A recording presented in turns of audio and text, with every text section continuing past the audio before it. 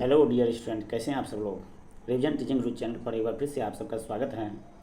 तो आज जो है जो 24 अक्टूबर है, 24 अक्टूबर, और आज एक विशेष इन्फॉर्मेशन मैं देना चाहूँगा कि आज मेरा बर्थडे है और मैं आज इस बर्थडे के मौके पर आपके लिए एक क्लास लेकर आया हूँ। वो साइंस की क्लास है और उससे पहले मैं कुछ मोटिवेशनल थाट्स के बारे में आप लोगों को बताना चाहूँगा। मोटिवेशनल थाट्स क्या है, तो आइए देखते हैं हम लोग।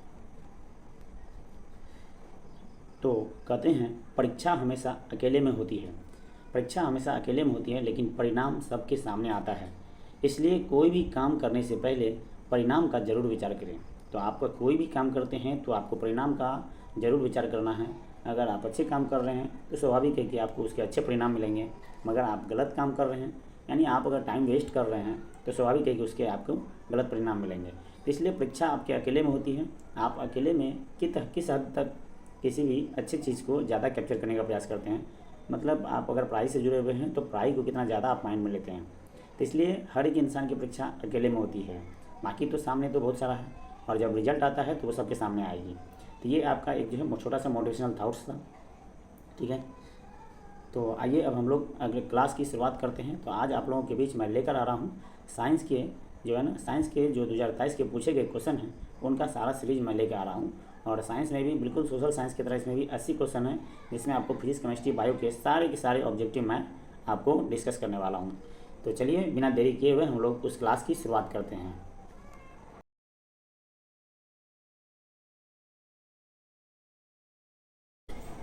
तो डियर स्टूडेंट्स, चलिए हम लोग शुरुआत करते हैं साइंस के क्लासेस का। यानी कि साइंस जो है आपको जो क्लास 10th के 2023 में जो क्वेश्चन पूछे गए थे उनके सभी पेपर को हम लोग आज डिस्कशन करने वाले हैं और डिस्कस करने वाले हैं 2023 के सारे क्वेश्चन।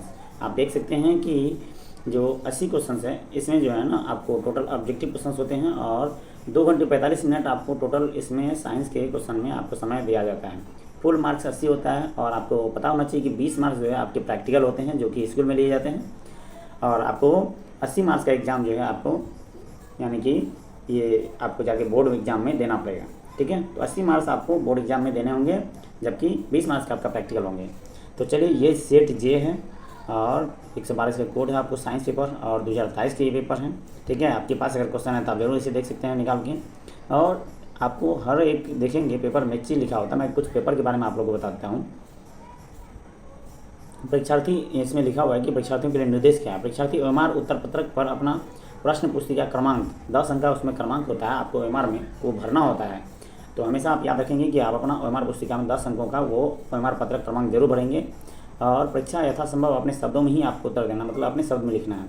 दाहिनी और हाशिए पर दिए हुए अंक पूर्णांक निर्दिष्ट करना है, मतलब कि आपको दाहिनी और अंक नंबर दे करके हर एक क्वेश्चन को लिखना है। ये नहीं कि डायरेक्ट आप क्वेश्चन वगैरह लिखना शुरू कर देते हैं। अब 1 से 80 तक वस्तुनिष्ठ प्रश्न है, जिसमें कि 40 प्रश्नों का उत्तर आपको देना है। और हम लोग जो डिस्कस करेंगे वो पूरे के पूरे 80 क्वेश्चन को डिस्कस करने वाले हैं, ठीक है। तो चलिए बिना देरी करते हुए हम लोग साइंस के सभी क्वेश्चंस को देखते हैं, किस प्रकार ये क्वेश्चंस जो है आपको 2023 के एग्जाम में बने थे। तो सबसे पहला क्वेश्चन है कि निम्न में से कौन ऊर्जा के अनवीकरणीय स्रोत हैं। तो निम्न में से कौन ऊर्जा के अनवीकरणीय स्रोत हैं, आपको इसमें दिया गया सूर्य, पवन, पेट्रोलियम, बहता पानी। अनवीकरण स्रोत आपको मैं बता दूं, नवीकरण स्रोत वो होता है जिसे हम लोग नया कर सकते हैं। अनवीकरण स्रोत वो होता है जिसे एक बार खत्म हो जाने के बाद उसे फिर से दोबारा नहीं लाया जा सकता है, मतलब नया नहीं कर सकते हैं। तो आप देख सकते हैं कि सूर्य जो होता है, सूर्य और जो सौर ऊर्जा जो होती है ना, उसे हम लोग नया कर सकते हैं। तो यहाँ अनवीकरण बोला जिसको नया नहीं किया जा सकता। पवन ऊर्जा को भी हम लोग नया कर सकते हैं, लेकिन पेट्रोलियम, जब पेट्रोल एक बार जल जाता है तो क्या पेट्रोल को आप दोबारा ला सकते हैं? बिल्कुल नहीं।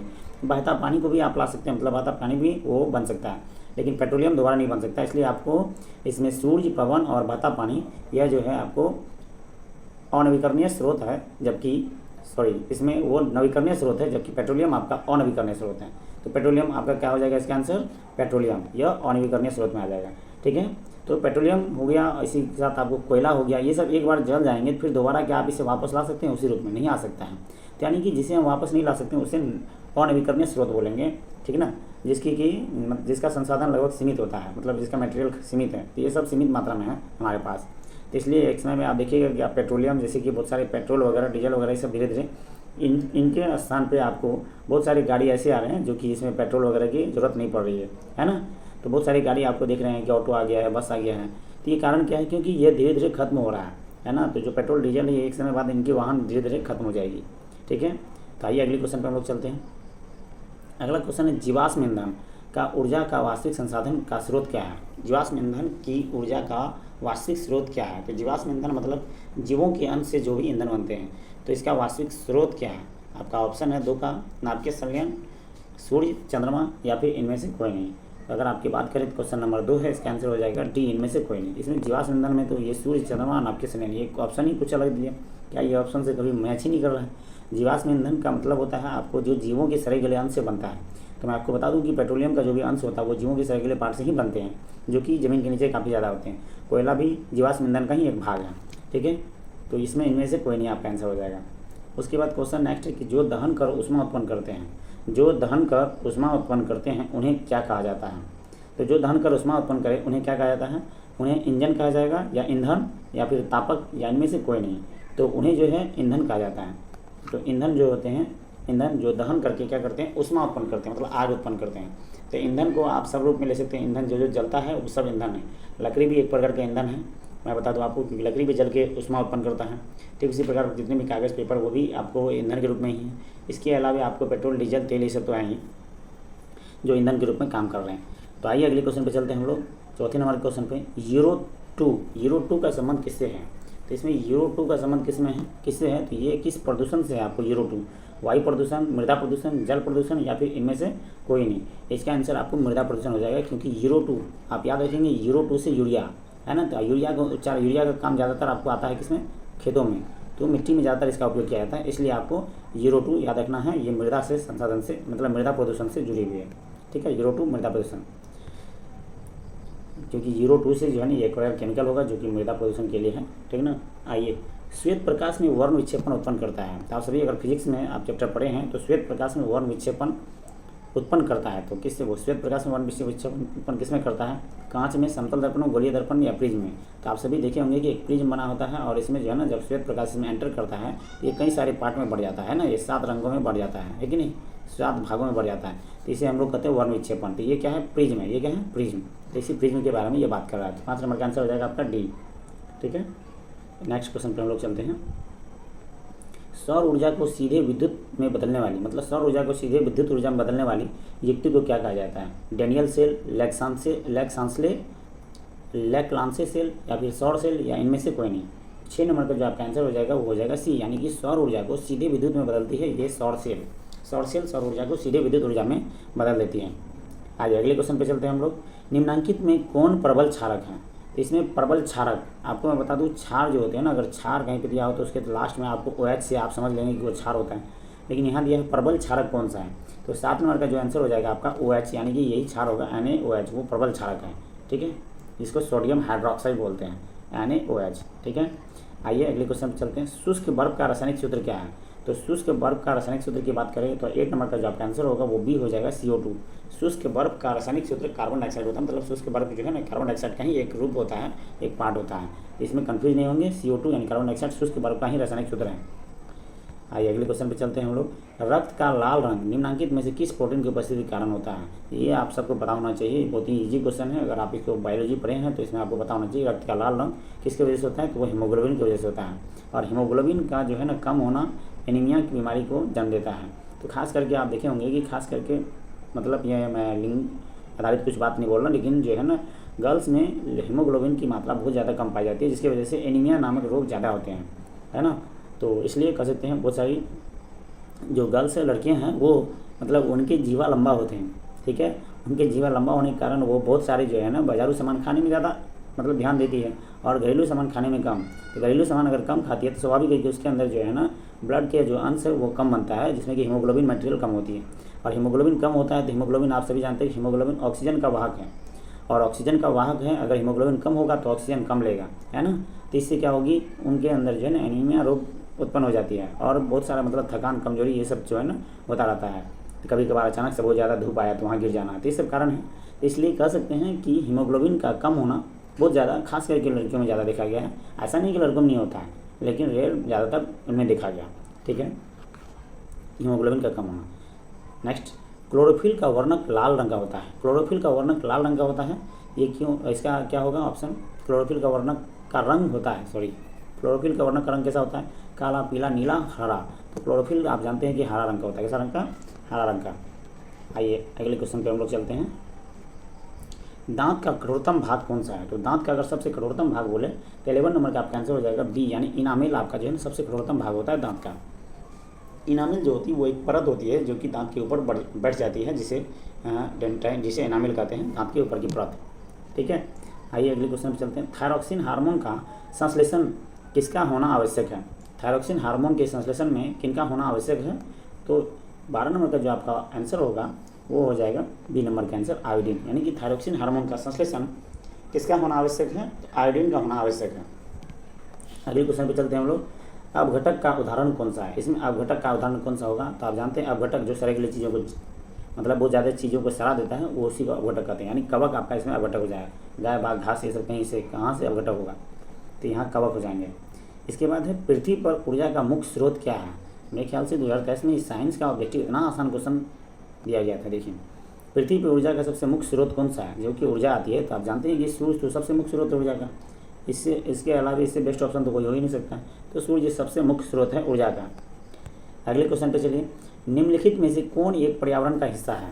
तो निम्नलिखित में से कौन पर्यावरण का हिस्सा है? वायुमंडल, जलमंडल, स्थलमंडल, इनमें से भी है। तो आप जानते हैं कि पर्यावरण का हिस्सा तो इनमें से ही होगा, क्योंकि वायुमंडल भी पर्यावरण का भाग है, जलमंडल भी और स्थलमंडल भी। तो आइए अगले क्वेश्चन पे हम लोग चलते हैं।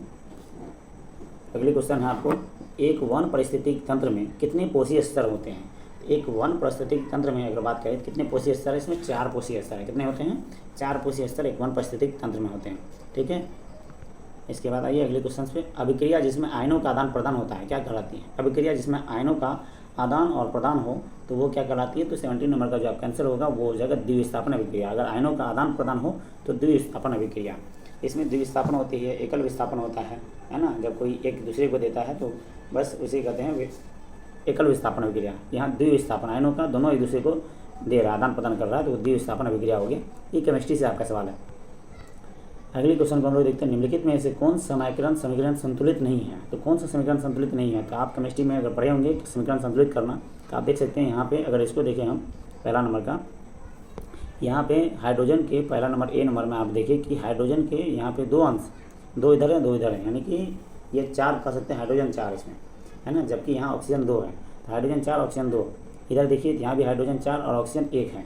ये समीकरण तो संतुलित नहीं है यहाँ पे। और यहाँ पे अगर इधर 2 लगा हुआ है, तो अगर इस टाइप से आपको लगा हुआ है 2H2O, इसका मतलब समझेंगे कि ऑक्सीजन 2, ये जो 2 है ये ऑक्सीजन में भी है, ये 2 आपको ऑक्सीजन का भी पार्ट है।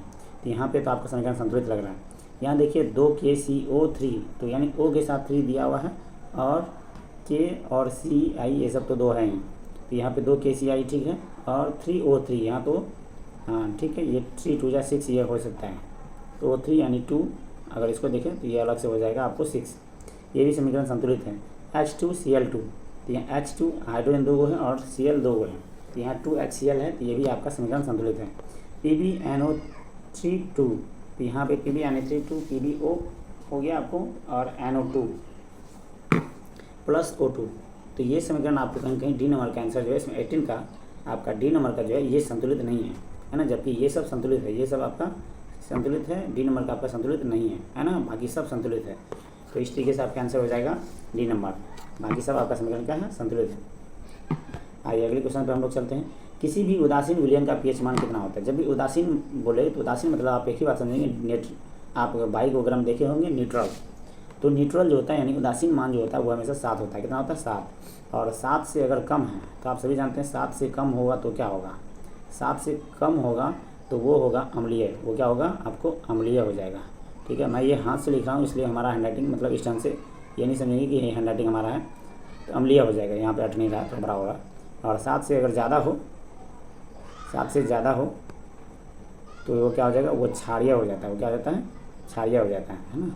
तो इस टाइप से आपको याद रखना है। 7 से ज़्यादा क्षारीय होता है, 7 से कम अम्लीय होता है। और आपकी जो है किताब में, आपके बुक में जो है ना, यहाँ पे ये केमिस्ट्री में आपको ये दिया हुआ है 7 से कम और 7 से ज़्यादा। और इसके जो आपको छोटे छोटे पॉइंट्स दिए हैं वो जरूर याद कर लेंगे आप, किसका मान 7 से कम होता है। अगर मैं ब्लड का पूछूँ तो आप बताएंगे कमेंट सेक्शन में कि ब्लड का पीएच मान कितना होता है। ये क्वेश्चंस आपको मैं छोड़ रहा हूँ एक आपके लिए, ठीक है ना। आप कमेंट सेक्शन में जरूर बताएंगे ब्लड का पीएच मान कितना होता है और वो क्षारीय है या अम्लीय है, तो आप बताएंगे, ठीक है। और बहुत सारे इसमें आंसू का भी आता है, ये सब आपको याद होना चाहिए, है ना, क्योंकि इससे क्वेश्चन पूछे जाते हैं। आइए अगले क्वेश्चन से हम लोग देखते हैं, निम्नांकित में से प्राकृतिक सूचक कौन सा है। तो प्राकृतिक सूचक कहने का मतलब जो प्रकृति में आपको जो है ना एक सूचना यानी एक इन्फॉर्मेशन देते हैं, इंडिकेट देता है, इंडिकेटर कर सकते हैं। प्राकृतिक सूचक मतलब इंडिकेटर।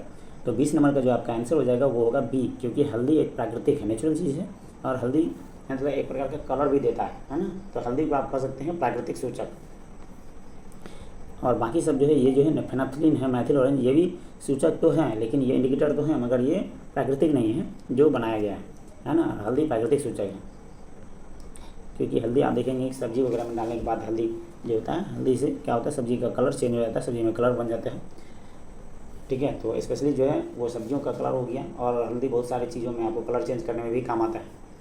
आइए 21 नंबर क्वेश्चन देखते हैं, धोबिया सोडा। क्वेश्चन है कि धोबिया सोडा का रासायनिक सूत्र क्या है। तो धोबिया सोडा का रासायनिक सूत्र आपको ये याद होंगे, तो बहुत सारे फॉर्मूला है जो सूत्र हैं। मैं एक सूत्र वाला आपको जो है ना एक वीडियो लेकर के आऊँगा, जिसमें कि सभी बहुत सारे इंपॉर्टेंट सूत्र जो है ना आपको उस वीडियो में होंगे। केमिस्ट्री के सारे सूत्र को कवर कर दूंगा मैं उस वीडियो के माध्यम से, ठीक है।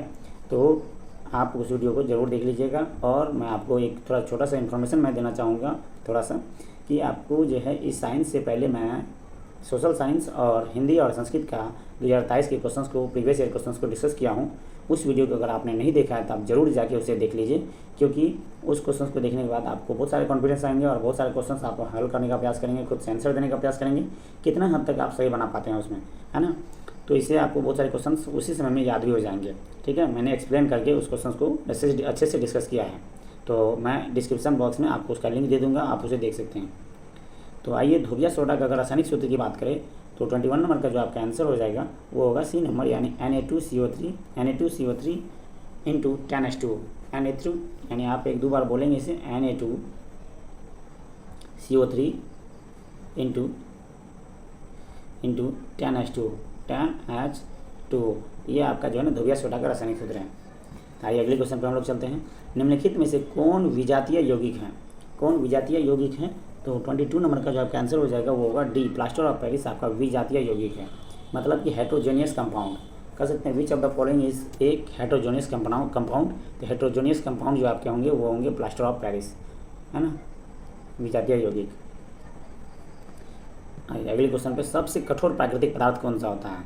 इस क्वेश्चन को, ये फेमस क्वेश्चन है, सबसे कठोर कौन सा धातु होता है, या प्राकृतिक पदार्थ ही बोले तो प्राकृतिक पदार्थ कौन सा होगा।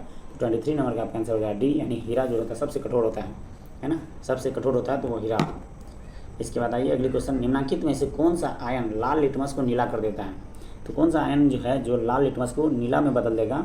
24 नंबर का आपका आंसर हो जाएगा बी, यानी OH माइनस आयन। OH याद रखेंगे, OH माइनस आयन ये लाल को नीला में परिवर्तित कर देता है, जिसे इंडिकेटर कहते हैं। यह भी सूचक है एक प्रकार का। इसके बाद फल पकाने वाले हार्मोन, ये काफ़ी ज़्यादा फेमस है। फल पकाने वाले हार्मोन कौन हो, इनमें से आपको एथिलीन, ऑक्सिन, जिब्रेलिन, साइटोकाइनिन। तो आंसर होगा आपका एथिलीन जो होता है, ये फल पकाने वाले हार्मोन है, मतलब फल जो पकते हैं जिस हार्मोन से उसे एथिलीन कहा जाता है। इसके बाद अगले क्वेश्चन है गोबर छत्ता। गोबर छत्ता आप सभी जानते हैं, गोबर छत्ता नाम से आप कंफ्यूज नहीं होंगे। गोबर छत्ता मशरूम को कहा जाता है, किसे कहा जाता है, तो मशरूम, है ना। गोबर छत्ता बस इसलिए नाम दिया गया क्योंकि ये गोबर वगैरह पे भी उगता है, गोबर से ज़्यादा उगता है। तो मशरूम जो है आपको गोबर छत्ता के उदाहरण है। ये क्या है, एक मृतजीवी है, एक परजीवी है, एक स्वपोषी है, या फिर एक शैवाल है। तो अगर गोबर छत्ता की बात करें 26 नंबर में आपका आंसर हो जाएगा ए, यानी एक मृतजीवी है, एक मृतजीवी। इसके बाद ओजोन का आणविक सूत्र क्या होता है। तो ओजोन का होता है O3, क्या होता है O3, ओजोन का हो जाएगा। और ऑक्सीजन का आपको होता है O2, याद रखेंगे, ऑक्सीजन O2 मतलब इसमें ऑक्सीजन के 2 अणु और इसमें 3 होते हैं। तो ओजोन का आणविक सूत्र क्या हो जाएगा O3, आपका आंसर हो जाएगा इसमें बी नंबर, 27 का बी नंबर। इसके बाद आइए अगली क्वेश्चन 28 नंबर पर हम लोग चलते हैं कि कवक में पोषण की कौन सी विधि होती है। तो कवक में आप सभी जानते हैं वो मृतजीवी होते हैं। कैसे होते हैं, मृतजीवी होते हैं कवक। कवक में कौन से पोषण होते हैं, तो मृतजीवी पोषण, यानी सी नंबर का आपका आंसर हो जाएगा। अगले क्वेश्चन, पारिस्थितिक तंत्र में ऊर्जा का प्रवाह होता है। पारिस्थितिक तंत्र में ऊर्जा का प्रवाह होता है, तो पारिस्थितिक तंत्र में ऊर्जा का प्रवाह कैसा होता है, एक दिशीय, द्विदिशीय या बहुदिशीय या फिर चक्रीय। तो 29 नंबर का जो आपका आंसर हो जाएगा वो एक दिशीय होता है। क्या होता है, एक दिशीय, ए नंबर का आंसर हो जाएगा। पारिस्थितिक तंत्र में ऊर्जा का प्रवाह एक दिशीय होता है। उसके बाद मानव हृदय में कितने कोष्ठ होते हैं। तो आप सभी जानते हैं कि मानव हृदय, मैंने एक वीडियो बनाया था जिसमें कि साइंस के में हृदय के बारे में बहुत ही डिटेल डिस्कशन किया हूँ, है ना। तो आप उसमें जो है ना, आप उस वीडियो को नहीं देखें तो आप जरूर इसे देखेंगे, क्योंकि मानव हृदय में आपको 4 कोष्ठ होते हैं। कितने होते हैं, 4 कोष्ठ। तो 4 कोष्ठे बने होते हैं इसमें, ठीक ना। टोटल 4 पोस्ट होंगे। इसके बाद आइए अगले क्वेश्चन में, विकासीय दृष्टिकोण से हमारी किससे अधिक समानता है? विकासीय दृष्टिकोण से हमारी किससे अधिक समानता है? तो सबसे अधिक समानता हमारी किससे होंगी? चिंपैंजी से। चिंपैंजी से इंसान की सबसे अधिक समानता पाई जाती है। 21 नंबर का ए आंसर हो जाएगा। आइए अगले क्वेश्चन को देखते हैं, दूध से दही बनने में कौन सी अभिक्रिया होती है? तो दूध से दही बनने में अपघटन, किण्वन या फिर प्रकाश संश्लेषण, कौन सी अभिक्रिया होती है? 32 नंबर का आपका आंसर हो जाएगा बी, यानी किण्वन अभिक्रिया होती है। कौन सी अभिक्रिया? किण्वन अभिक्रिया। आइए अगले नेक्स्ट क्वेश्चन को हम लोग देखते हैं। आइए तो अगले क्वेश्चन को हम लोग देखते हैं, निम्नलिखित में से किस लेंस को अपसारी लेंस कहा जाता है? तो क्वेश्चन है 33 नंबर का, किस लेंस को अपसारी लेंस कहा जाता है? तो अपसारी मतलब क्या होता है? आप जानते हैं कि अपसारी लेंस, अवतल लेंस को अपसारी कहा जाता है, जबकि उत्तल लेंस को अभिसारी लेंस कहा जाता है। 33 नंबर का जो आपका आंसर हो जाएगा वो होगा ए नंबर, क्योंकि अपसारी क्या होता है? अब ये मान लीजिए आपको यहाँ पे जो है ना, ये हो गया आपको, सॉरी, ये हो गया आपका अवतल लेंस। कौन सा लेंस? अवतल लेंस। तो ये जो है अवतल लेंस क्या करता है, यानी कि ये किरणों को अपसारित करता है, मतलब ये किरणों को क्या करता है? ये अपसारित करेगा, फैलाता है वो, है ना। किरण क्या होती है? अपसारित। यहाँ पे क्या हो रही है? अपसारित हो रही है। तो ये अवतल लेंस हो गया। कौन सा लेंस आपका? अवतल अपसारित करता है। जबकि उत्तल की बात करें तो उत्तल लेंस जो आपके होते हैं वो क्या करते हैं? किरणों को एक जगह पर ला करके, सबको एक जगह पर ला करके, है ना, अभिसरित करते हैं, है ना, एक जगह पर ला के अभिसरित करते हैं। तो ये क्या करें? एक जगह मिला रहा है, जबकि यह फैला रहा है। तो ये कौन सा लेंस हो गया? उत्तल लेंस। तो उत्तल लेंस आपको किरणों को सबको एक जगह अपसरित करते हैं और ये अपसारित करते हैं। तो इसे कहा जाएगा उत्तल लेंस को अभिसारी, इसे कहा जाएगा अपसारी। तो अवतल लेंस को क्या कहता है? अपसारी लेंस। याद रखेंगे ये चीज़। आइए अगले क्वेश्चन पर हम लोग चलते हैं, दृश्य प्रकाश में किस वर्ण का तरंग दैर्घ्य सबसे अधिकतम होता है? तो दृश्य प्रकाश में बात करें तो किस वर्ण का तरंग दैर्घ्य सबसे अधिकतम होता है? तो आप जानते हैं, आपको इसमें एक ट्रिक आपको याद होना चाहिए, बैजा हपी नाला। ये याद रखना होगा आपको, बैजा हपी नाला, है ना। अगर आप ये ट्रिक याद रखते हैं तो उस वेट क्या है? बैजा हपी नाला, बैजा हपी नाला, ठीक है। तो इससे आपको जो है ना ये सारे जो है ना, आपको जितने भी कलर हैं वो सब कलर याद हो जाएंगे। तरंग दैर्घ्य इसमें किसका सबसे अधिक होता है? तो 34 नंबर का जो आपका आंसर हो जाएगा इसमें सी होगा, क्योंकि लाल का जो यहाँ पे लास्ट वाला जो पोर्शन है, लास्ट वाला जो कलर, इसका तरंग दैर्घ्य सबसे अधिक होता है ना। आपको सबसे अधिक तरंग दैर्घ्य होगा, सबसे अधिक जो है ना आपको विक्षेपण होता है किसका, यानी कि सबसे ज़्यादा तरंग दैर्घ्य आपको लाल का होगा, और सबसे कम तरंग दैर्घ्य किसका होगा? तो वो बैगनी का होगा। किसका होगा? सबसे कम तरंग दैर्घ्य किसका होता है? बैगनी का। याद रखेंगे, सबसे कम बैगनी का, सबसे अधिक लाल का। ला से लाल, बाई से बैगनी। उसके बाद यहाँ से जामुनी होता है, जौ से, ह से आपको हरा होगा, पी से पीला होगा, नौ से नीला होगा। तो इस टाइप से आपको बैजा हपी नाला आप सीक्वेंस में याद रखेंगे। सबसे कम तरंग दैर्घ्य बैगनी, फिर उससे ज़्यादा जामुनी, फिर उससे ज़्यादा हरा, फिर उससे ज़्यादा पीला, फिर नीला, फिर लाल। इस टाइप से आपको याद रखेंगे कि सबसे अधिक तरंग दैर्घ्य लाल की होती है। क्लियर है? इसलिए लाल को ज़्यादातर आप देखते हैं रेड लाइट करके, खास करके आपको लगाया जाता है जहाँ पे, हाँ, ये बहुत सारे ट्रैफिक लाइट वगैरह में आप देखते हैं रेड लाइट का इस्तेमाल किया जाता है, तो वहाँ पे डेंजर का प्रतीक होता है। आइए अगले क्वेश्चन को देखते हैं, प्रतिरोध का मान बढ़ाने के लिए प्रतिरोधकों को जोड़ा जाना चाहिए। तो प्रतिरोध का मान बढ़ाने के लिए प्रतिरोधकों को जोड़ा जाना चाहिए किस क्रम में? अगर प्रतिरोध का मान बढ़ाना है तो किस क्रम में आप जोड़ेंगे? 35 नंबर का आपका आंसर हो जाएगा वो ए, यानी कि पार्श्व क्रम में जोड़ा जाना चाहिए। किस क्रम में? पार्श्व क्रम में। आइए अगले क्वेश्चन को देखते हैं, किस उपकरण में धन प्लस और ऋण प्लस का चिन्ह नहीं होता है? तो धन प्लस और ऋण प्लस का चिन्ह किस उपकरण में आपको नहीं होता है? तो आप जानते हैं कि इस सब में जो है ना आपको 36 नंबर का, ये डी नंबर में आप कुंडली में नहीं होता। बाकी वोल्ट मीटर में आपको प्लस माइनस दोनों होंगे, इसमें एमीटर में भी प्लस माइनस दोनों होंगे, विद्युत सेल में भी प्लस माइनस दोनों होंगे, लेकिन कुंडली में प्लस और माइनस दोनों नहीं होते हैं, ठीक है। इसके बाद एक अभिसारी किरण पुंज समतल दर्पण पर आपतित होती है। अभिसारी किरण पुंज, तो परावर्तित किरण पुंज होगा, यानी एक अभिसारी किरण पुंज अगर समतल दर्पण पर आपतित हो रही है, अभिसारी सब एक जगह आकर के एक ही बिंदु पर मतलब आके टकरा रही है किसी समतल दर्पण से, तो किरण परावर्तित होगा। वो परावर्तित होगा तो क्या होगा? वो अपसारी होगा या अभिसारी होगा या फिर समांतर हो जाएगा, या इनमें से कोई नहीं। तो 37 नंबर का आपको बता दूं मैं आंसर, वो बी हो जाएगा। वो क्या हो जाएगा? अभिसारी हो जाएगा। वो सभी जो है एक ही बिंदु से कट के चला जाएगा, एक ही बिंदु को छेद करते हुए चला जाएगा। तो क्या हो जाएगा? अभिसारी। अगर अभिसारी किरण पुंज समतल दर्पण पर आपतित होती है तो परावर्तित किरण पुंज अभिसारी हो जाएंगे। अगले क्वेश्चन को देखते हैं हम लोग, चुंबकीय फ्लक्स से असाई मात्रक क्या होता है? इस क्वेश्चन का आंसर आप जानते हैं, जरूर बताएंगे कमेंट सेक्शन में। चुंबकीय फ्लक्स से असाई मात्रक 38 नंबर का आपका सी हो जाएगा, वेबर होता है। क्या होता है? चुंबकीय फ्लक्स या वेबर। और जेम्स का असाई मात्रक मतलब वाट होता है। कार्य का असाई मात्रक, ये कार्य का क्या होता है? जूल होता है ना, कार्य का जूल। और जेम्स का असाई मात्रक वाट होता है। इसके बताइए इसके बाद है एक एमीटर के शून्य 0 तथा 2 एम्पियर अंकों के बीच 20 विभाग है, तो एमीटर का अल्पमतांक क्या होगा।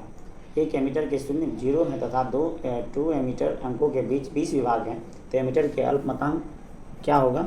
तो इसका जो आंसर 39 नंबर का आपका होगा वो बी हो जाएगा आंसर। इसे आप सॉल्व करके देख लेंगे, इससे ये जो है ना आपको 20 हो जाएगा, ये बी हो जाएगा इसका आंसर, ठीक है। इसके बाद यदि कई प्रतिरोध समांतर हो तो उनका समतुल्य प्रतिरोध होगा। यदि कई प्रतिरोध समांतर हो उसका समतुल्य प्रतिरोध कैसा होगा। 40 नंबर का आंसर हो जाएगा बी, यानी आपका प्रत्येक प्रतिरोध कम होगा, प्रतिरोध से कम होगा, ठीक है। इसके बाद 41 नंबर में आइए 41 नंबर में, निम्नलिखित में से किससे रंध्र के छिद्र घिरे होते हैं। निम्नलिखित में से किससे रंध्र के छिद्र घिरे होते हैं, तो 41 नंबर का जो आपका आंसर होगा वो बी होगा, गाढ़ कोशिका से रंध्र के छिद्र घिरे होते हैं। आइए अगले क्वेश्चन, कौन सी गैस श्वसन क्रिया में मुक्त होती है। तो कौन सी गैस श्वसन क्रिया में मुक्त होती है, तो श्वसन क्रिया में मुक्त होती है हमारा ये कौन सा इसमें CO2 मुक्त होती है, जबकि ऑक्सीजन हम लोग लेते हैं और CO2 क्या हो जाता है, मुक्त हो जाता है। अगले क्वेश्चन पे चलते हैं हम लोग। एक क्वेश्चन 43 यहाँ पे मिसिंग है, इसलिए मिसिंग लिखा गया है, ठीक है ना। तो ये क्वेश्चन इसमें गायब है। आइए ग्लूकोज का नेक्स्ट क्वेश्चन देखते हैं। 44 में ग्लूकोज के पूर्ण ऑक्सीकरण से क्या मुक्त होता है। जब ग्लूकोज का पूर्ण ऑक्सीकरण हम लोग करते हैं तो उससे क्या मुक्त होता है, तो आप सभी जानते हैं कि उसमें जो है ना क्या मुक्त होगा, केवल ऊर्जा नहीं। 44 नंबर का आपका आंसर हो जाएगा डी, यानी इन सब को मुक्त किया जाता है उसमें से। उसमें आपको CO2 भी मुक्त होता है, H2O भी मुक्त होता है और ऊर्जा भी मुक्त होता है। इसके बाद अगले क्वेश्चन, कोशिका झिल्ली किस प्रकार की झिल्ली है। तो आप सभी जानते हैं कोशिका झिल्ली जो है ना अर्धपारगम झिल्ली। 45 नंबर का आपका आंसर हो जाएगा सी, अर्धपारगम झिल्ली। अर्धपारगम मतलब होता है कि कुछ सामान इसके अंदर जा सकता है और कुछ सामान नहीं जा सकता है।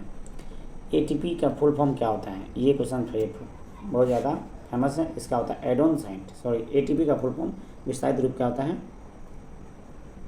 एडेनोसिन ट्राइफॉस्फेट यहाँ दिया है, यहाँ एडेनोसिन ट्राइफॉस्फेट होता है। ATP का फुल फॉर्म 46 नंबर का आपका आंसर सी हो जाएगा, एडेनोसिन ट्राइफॉस्फेट ATP।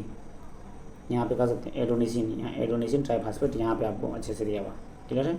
इसके बाद है स्टार्च की उपस्थिति की जांच के लिए किस विलयन का उपयोग किया जाता है। तो स्टार्च की उपस्थिति की जांच के लिए कौन सी विलयन का उपयोग किया जाता है। ऑप्शन है आयोडीन, सेफ्रोनिन, इयोसिन या मेथिलीन। तो 47 नंबर का जो आपका आंसर होगा वो ए हो जाएगा, यानी आयोडीन का उपयोग किया जाता है स्टार्च की उपस्थिति की जांच के लिए, इसकी विलयन का उपयोग किया जाता है। इसके बाद प्रकाश संश्लेषण की दर निम्न में से किन कारकों पर निर्भर करती है। प्रकाश संश्लेषण की दर निम्न में से किस कारकों पर निर्भर करती है। तो 48 नंबर का जो आपका आंसर होगा वो हो जाएगा सी, यानी कि ए और बी दोनों, प्रकाश के गुण पर और प्रकाश की मात्रा पे। आइए अगले क्वेश्चन में देखते हैं, CaOCl2 का प्रचलित साधारण नाम क्या है। CaOCl2 का प्रचलित साधारण नाम क्या है। तो 49 नंबर का आंसर सी हो जाएगा, व्यंजक चूर्ण का ये CaOCl2 इसका प्रचलित नाम है। इसके बाद है आयोडीन नमक है। आयोडीन नमक कौन सी है। 50 का जो आपका आंसर हो जाएगा NaClKCO3 या NaClKOiO3। 50 नंबर का आपका आंसर हो जाएगा बी नंबर आंसर NaCl+Kl। इसके बाद है मिश्र धातु जिसमें 90% Cu और 10% एसन होता है, मतलब 90% कॉपर होता है, 10% टिन होता है, उसका नाम बताइए। तो कॉपर और टिन के मिलने से कौन सी मिश्र धातु बनते हैं। तो आप सभी जानते हैं कॉपर और टिन के मिलने से क्या होता है। 51 नंबर का आपका आंसर हो जाएगा डी, यानी कांसा बनता है कॉपर और टिन के मिलने से। इसके बाद है ऑक्सीजन गैस के एक अणु के 2 परमाणुओं के बीच कितने आबंध पाए जाते हैं। ऑक्सीजन गैस के एक अणु के 2 परमाणुओं के बीच कितने आबंध पाए जाते हैं। तो 52 नंबर का जो आपका आंसर होगा वो भी, यानी कि 2 आबंध पाए जाते हैं। ऑक्सीजन गैस के एक अणु के 2 परमाणुओं के बीच 2 आबंध पाए जाते हैं। इसके बाद है यशद पुष्प क्या है। यशद पुष्प यानी फिलोस्पर वूल कह सकते हैं उसको, यशद पुष्प क्या है। तो 53 नंबर का याद रखेंगे, यशद पुष्प जो है ना आपको जिंक ऑक्साइड, यानी ए नंबर का आपका आंसर हो जाएगा ZnO याद रखेंगे। यशद पुष्प का यशद पुष्प है, उनका ही नाम है। इसके बाद उच्च वसीय अम्लों को सोडियम लवण कहलाते हैं। उच्च वसीय अम्लों के सोडियम लवण कहलाते हैं, इनमें से कौन कहलाएंगे। 54 नंबर का जो आपका आंसर हो जाएगा वो सी हो जाएगा, यानी साबुन उच्च वसीय अम्लों के सोडियम लवण कहलाएंगे। आइए अगले क्वेश्चन पे हम लोग चलते हैं। निम्नलिखित में से कार्बोनिल समूह का संकेत कौन है। निम्नलिखित में से कार्बोनिल समूह का संकेत कौन सा है। 55 नंबर का सी आंसर हो जाएगा, यानी कि आपको यह जो है ना कार्बोनिल समूह का संकेत है, सी नंबर यानी कार्बोनिल समूह का संकेत है। इसके बाद आइए अगले क्वेश्चन पर हम लोग चलते हैं। निम्नलिखित में से कार्बनिक यौगिकों में कौन सा यौगिक एल्काइन है? तो इसमें से कौन सा यौगिक एल्काइन है? 56 नंबर का जो आपका आंसर हो जाएगा वो सी हो जाएगा। वो एसिटिलीन जो है ना आपका ये एक एल्काइन है। इसके बाद है किस दर्पण की फोकस दूरी चिन्हों की परिपाटी के अनुसार ऋणात्मक मानी जाती है? किस दर्पण की फोकस दूरी चिन्हों की परिपाटी के अनुसार ऋणात्मक मानी जाती है? तो आपको 57 नंबर का जो आंसर हो जाएगा वो बी हो जाएगा, यानी अवतल दर्पण की चिन्हों की फोकस दूरी चिन्हों की परिपाटी के अनुसार ऋणात्मक माने जाते हैं। इसके बाद अवतल दर्पण में आवर्धित काल्पनिक प्रतिबिंब बनाने के लिए वस्तु को कहाँ रखा जाता है? अगर अवतल दर्पण में आवर्धित काल्पनिक प्रतिबिंब बनाना है तो आपको वस्तु को कहाँ रखनी होगी?